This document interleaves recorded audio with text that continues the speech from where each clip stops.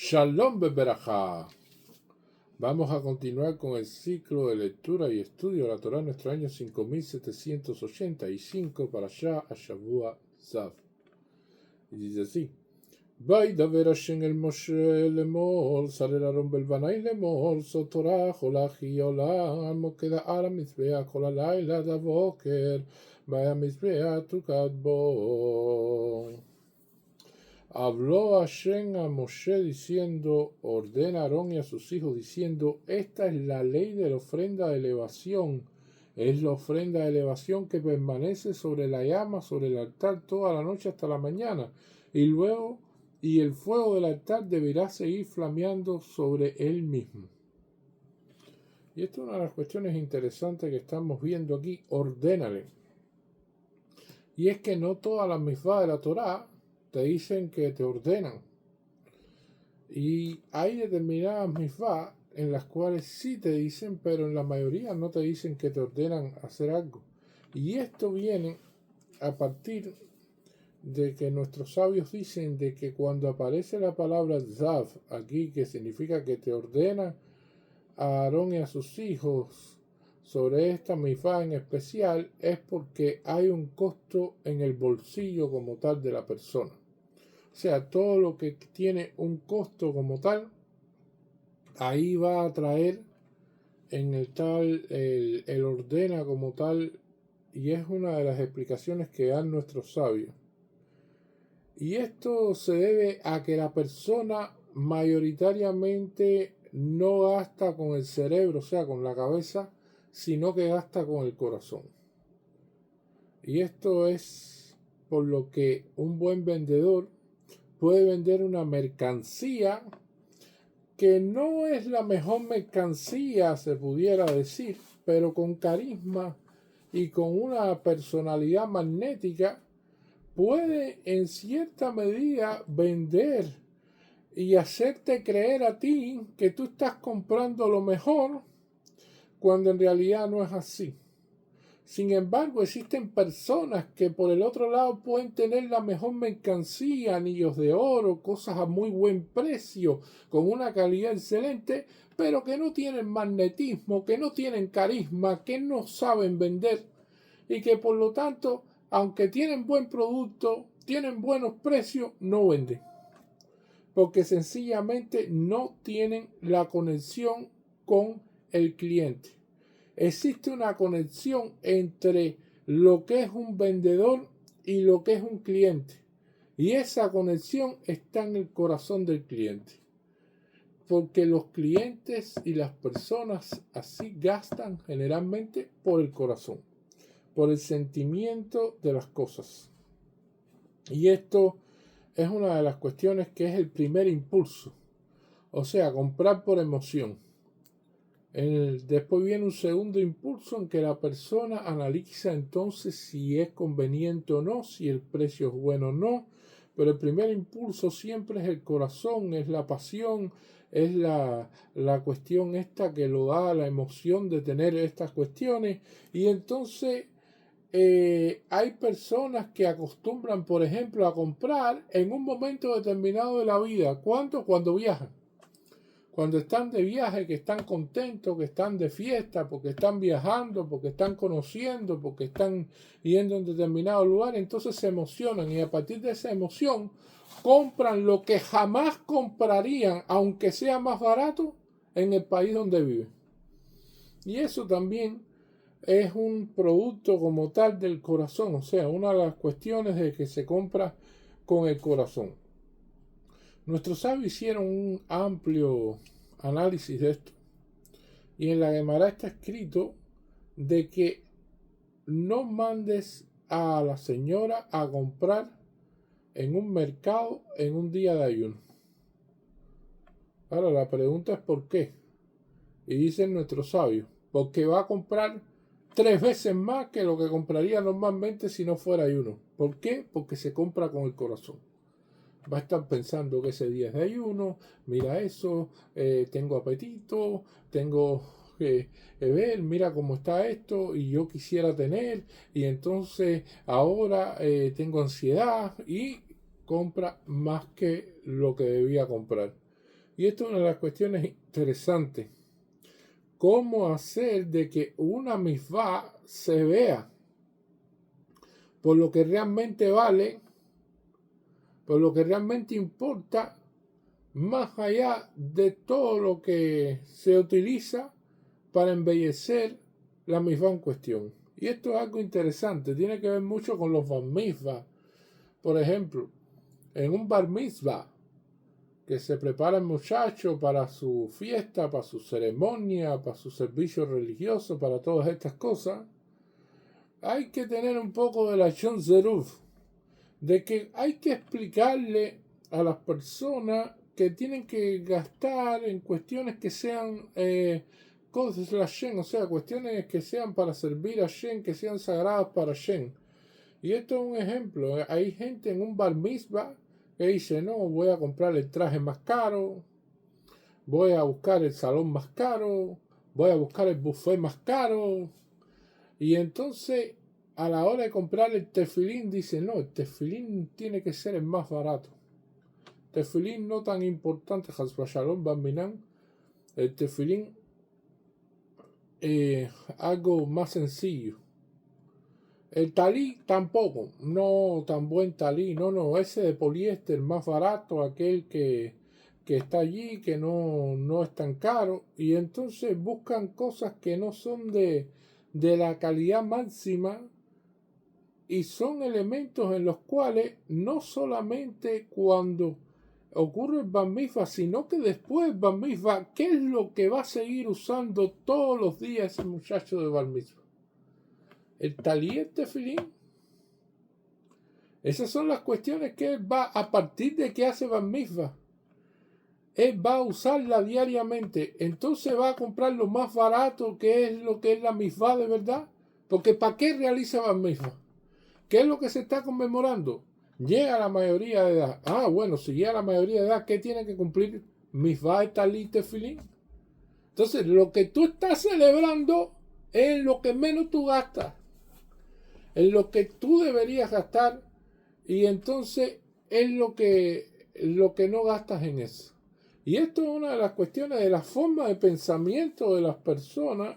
Y evidentemente hay que hablarle de que el tefilín es la vestimenta espiritual de la persona y tiene que poner el corazón en la misma para que precisamente compre y obtenga lo que es para servir a Shen Kol Yom todos los días. Y eso es importante. O sea, ese sería el punto del bar mitzvah. No las grandes ceremonias, no los grandes trajes, no el grande buffet, aunque hay que hacer las cosas con grandeza porque es un cambio dentro de la vida de la persona. Lo que se usa en el Orah Hayim, en el día, en todos los días, eso sería lo que debería entonces enfatizar más sobre ese gasto en el cual sí es para servir a Shen. Y esto es una de las cuestiones importantes que estamos viendo aquí. Y esto es algo que tenemos que entender, porque hay varios sacrificios. ¿Por qué este sacrificio Aolá va a decir que ordena Saf et Aarón Bedel Banai, ordena a Aarón y a sus hijos? ¿Por qué es una orden? ¿Por qué no se establece así para los demás? Hay sacrificio Shelamín, hay sacrificio Todá, pero el sacrificio Shelamín, tú puedes comer un pedazo de la carne que se ofrece del sacrificio. Y hay una parte que es para Shem, pero hay otra parte que es para ti, para tú disfrutar. Y el sacrificio Todá, de agradecimiento, también tú disfrutas un pedazo de la carne. Ahora, ¿qué sucede con el sacrificio de Olá? Que tú no disfrutas nada de ese sacrificio, se quema completo, ni la piel queda para los kohanim, es quemado completamente. Y esto es algo interesante, cuando sucede algo de que tú analizas y la persona analizan de la manera racional y dicen, bueno, pero es que de este sacrificio yo no voy a obtener ningún beneficio, no voy a obtener un pedazo de carne, no voy a obtener esto, no voy a obtener la otra. Entonces tiene que aparecer la palabra Zaf et Aarón bet Banai. O sea, ordena a Aarón y a los hijos. Asimismo, por ejemplo, estamos viendo en la parashá que aparece en Tetzaveh, estamos viendo la cuestión de ordena con respecto al aceite que se traía para la menorá, aceite del primer prensado de olivo.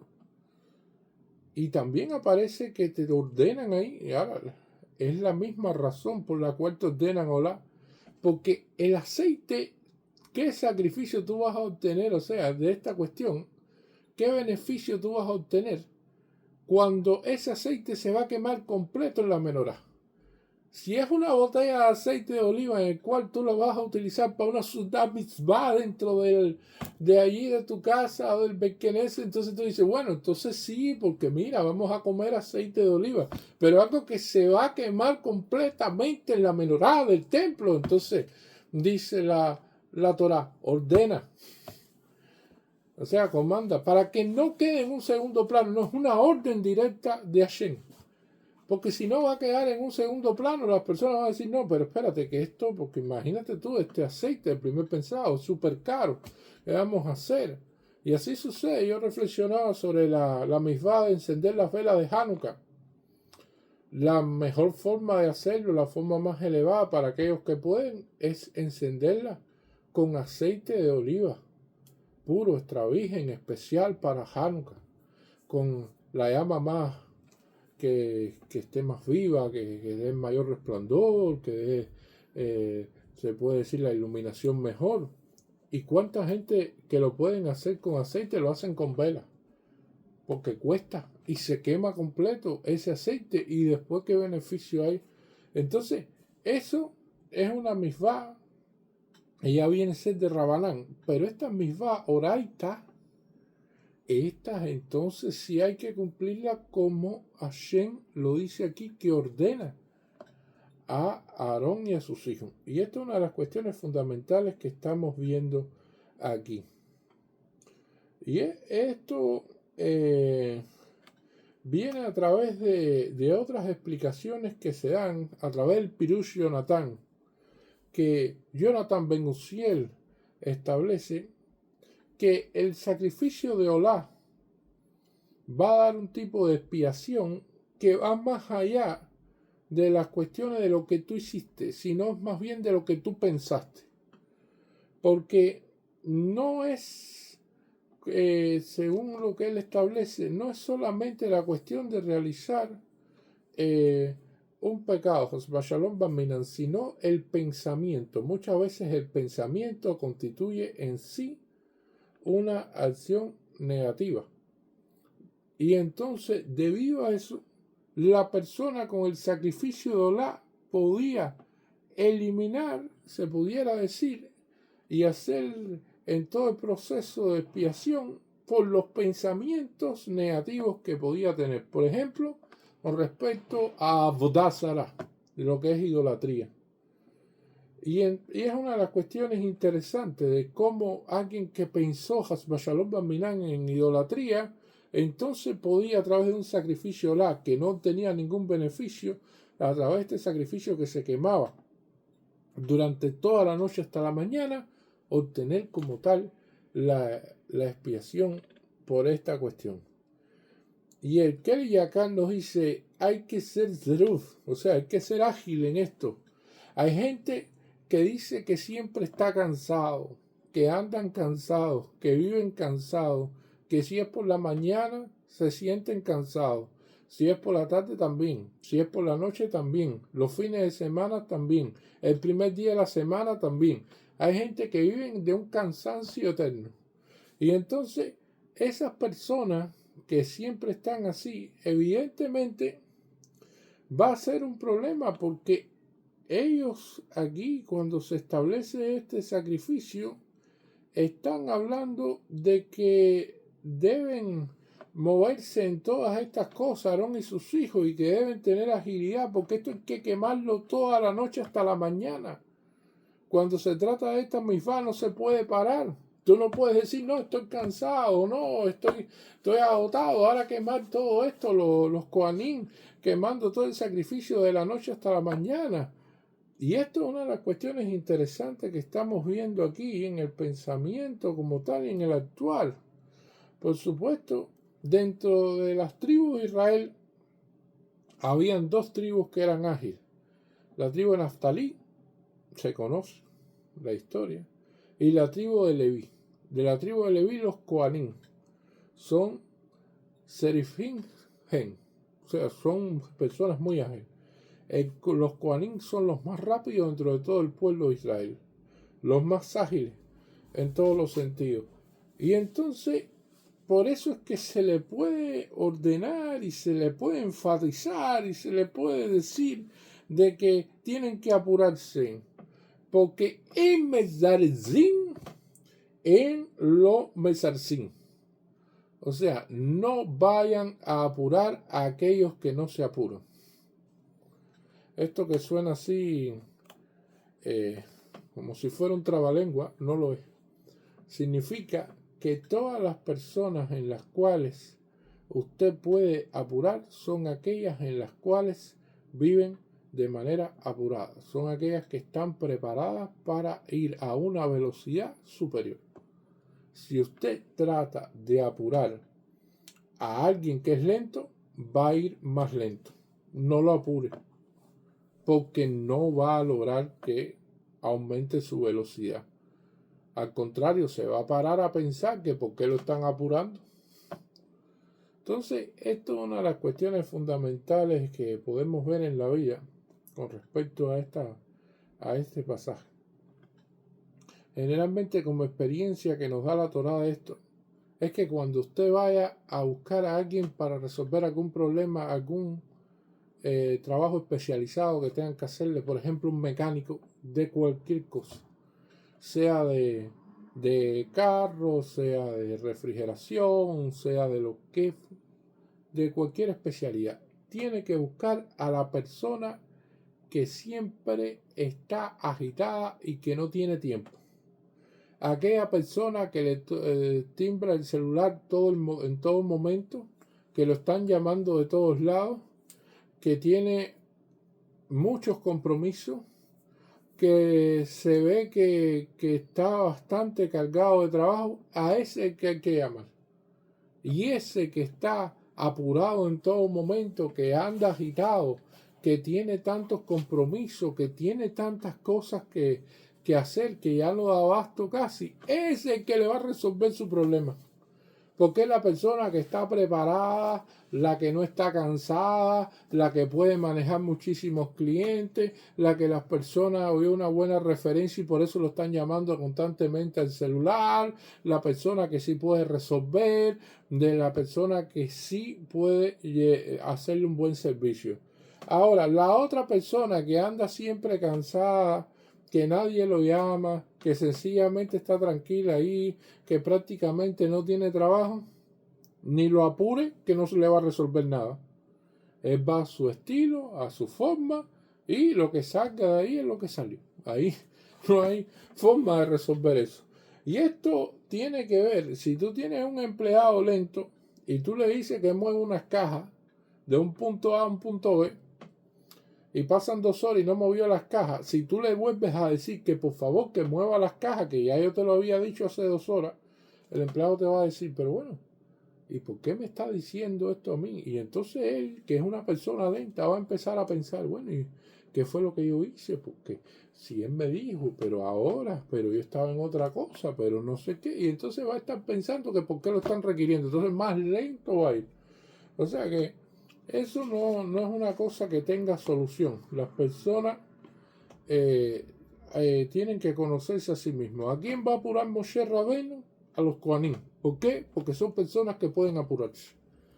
¿A quién no va a apurar Moshe Rabbeinu? Al resto de Israel prácticamente, porque no vale la cuestión de apurarlos cuando no son personas rápidas. Y esto es una de las cuestiones interesantes de la vida. Usted tiene que tratar de conocerse a sí mismo. Y lo más común que existe en esto es que las personas no se conocen a sí mismos y generalmente quieren ser lo que no son. Esto es lo que más ocurre. Así como usted le pregunta a un niño qué quiere ser, ningún niño le va a decir que quiere ser un niño común y normal que está jugando. No, te va a decir que quiere ser lo que no es. Y esto es lo que va a suceder precisamente con el pensamiento de las cuestiones de las personas.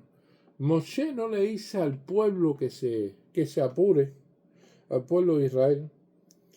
Y esto de normalmente presionar a las personas que son lentas nunca va a ir bien.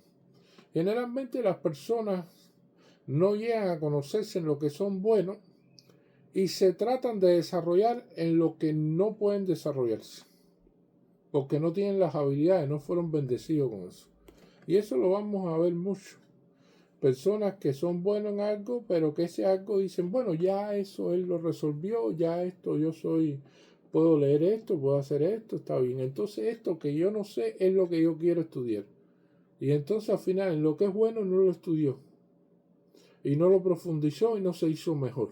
Estudió aquello que no sabía y que al final no logró tampoco llegar a un lugar, se puede decir, mucho mejor que donde estaba. Y hay personas que así, que generalmente no son buenos en los estudios y son buenos en el deporte, y entonces la familia lo presiona con respecto al estudio y le dice, bueno, mira, tú tienes que estudiar más, ¿qué es lo que te pasa en el estudio? Mira esto.